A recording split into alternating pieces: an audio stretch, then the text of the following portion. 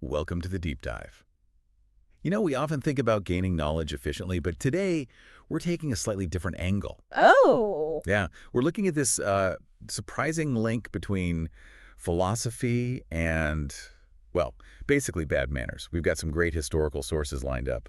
right. The idea that brilliant minds weren't always polite minds. Exactly. Yeah. Our mission today is kind of figure out if this rudeness was just, personality quirks, or if it actually maybe shaped their thinking somehow. It's a fascinating idea. We put these thinkers on pedestals, but the reality seems a lot messier. Definitely messier. So let's start with maybe the classic example, Diogenes. The cynic. Living in a barrel, that's the famous bit. But his whole public persona, let's call them unconventional acts, Mm-hmm. they were a deliberate slap in the face to social norms, weren't they? But not just for shock value. No, not at all. I Right. mean, take the plucked chicken incident. Plato defines man as a featherless biped, right? So Diogenes, he gets a chicken, plucks it, and marches into the academy shouting, "Behold, Plato's man." Huh, classic. But, the point wasn't just the joke. It was a direct physical challenge to Plato's abstract thinking, his epistemology. Diogenes was saying, look at the real world. So the rudeness was philosophical method. In a way, yes, disruptive. Like even his comment about preferring someone else's wine. It's that contrarian spirit challenging assumptions. Okay, let's jump forward a bit.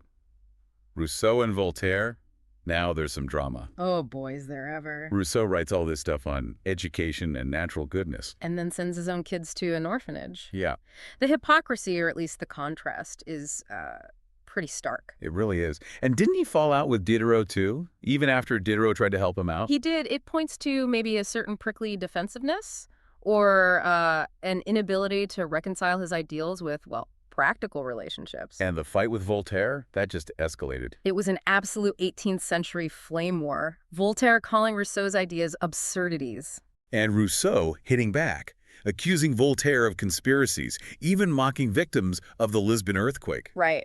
All through pamphlets. It shows how these intellectual battles could get incredibly personal and nasty. They really believed this stuff and attacked each other fiercely for it. Okay, so from pamphlet wars to potentially physical threats, Wittgenstein and Popper, 1946, Cambridge. The legendary poker incident at the Moral Sciences Club, with Bertrand Russell there too, apparently. So Popper puts forward the idea that philosophical problems aren't just puzzles, they have real solutions. And the story goes, Wittgenstein grabs a fireplace poker, waves it around. Seriously? Well, allegedly. He supposedly demanded Popper give him an example of a moral rule. And Popper. Popper's supposed reply was priceless, not threatening visiting lectures with pokers. Ah, that's brilliant.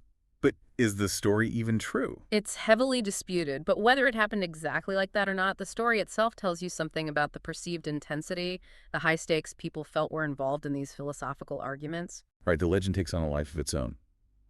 Speaking of intense, Kant, Mr. Punctuality. legendary punctuality, Yeah. but breaking off a friendship because the guy was, what, 4 minutes late for a walk? It sounds completely over the top, doesn't it? Yeah. But think about Kant's philosophy, transcendental idealism. It's all about the inherent structures of the mind, order, predictability. Okay.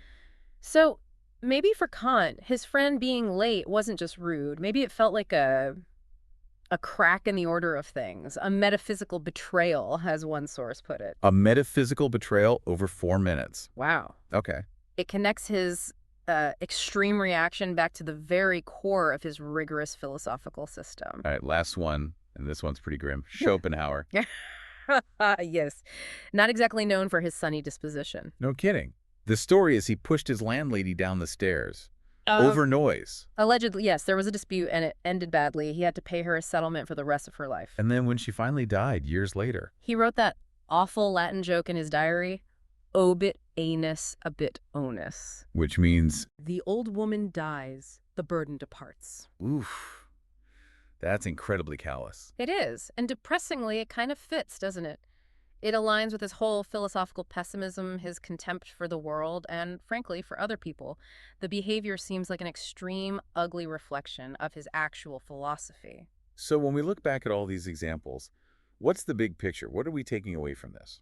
Well, I think it's clear these aren't just, amusing historical footnotes. You're not just gossip. No, These moments of rudeness, of conflict, they often give us a real insight into the philosopher's core ideas, or the sheer intensity of their intellectual commitments. Sometimes the bad behavior is the philosophy in action, like with Diogenes. Or it reveals a deep conflict within the philosopher like Rousseau. Exactly, and it suggests that maybe, just maybe, sometimes offense can stir philosophy, as one source said. It can force people to rethink things. So maybe a final thought for our listeners to chew on. Are these just examples of flawed human beings?